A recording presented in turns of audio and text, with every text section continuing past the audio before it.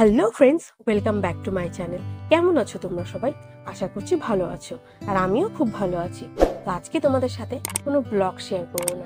আজকে খুব ইম্পর্টেন্ট একটা বিষয় নিয়ে আলোচনা করব, আর সেটা হলো তোমরা প্রেগনেন্সি উইক কি করে কাউন্ট করবে। তো যারা নতুন মা হচ্ছ তাদেরকে ফার্স্ট অফ অল কংগ্রাচুলেশন। তো নতুন মায়েদের ক্ষেত্রে কি হয় বলো তো, তারা মাসটা তো কাউন্ট করতে পারে, কিন্তু উইক কাউন্ট করাটা একটু ডিফিকাল্ট হয়ে ওঠে। আমার ক্ষেত্রেও তাই হয়েছে এবং এখনো হয়। আমার 8 মান্থ প্রেগনেন্সি চলছে, তাও আমি উইকটা মনে রাখতে পারি না।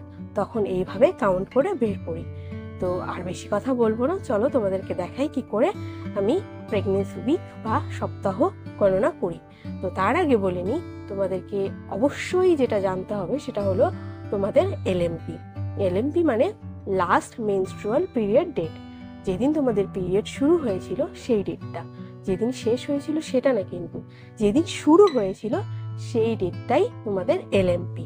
চলো তো এবার দেখাই তোমাদেরকে কি করে প্রেগনেন্সি উইক কাউন্ট করতে হয়। ধরো তোমাদের এলএমপি 5 মে। এবার মে মাসে কতদিন হয়? 31 দিন। তো এই 5 মে থেকে 31 মে পর্যন্ত কতদিন হয়?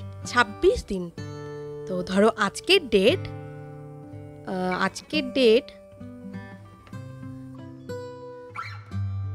17 জুন।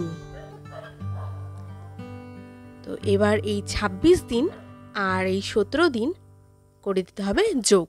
এবার যোগ করে যেটা বের হলো সেটা মানে এই 43 করে দিতে হবে 7 দিয়ে ভাগ, কারণ 7 দিনে হয় এক সপ্তাহ। আর এই ভাগ করে যেটা বের হবে সেটাই হবে তোমাদের উইক। যেমন এখানে বের হলো 6 উইক 1 ডে। তো এইভাবে তোমরা খুব সহজে উইক কাউন্ট করতে পারবে।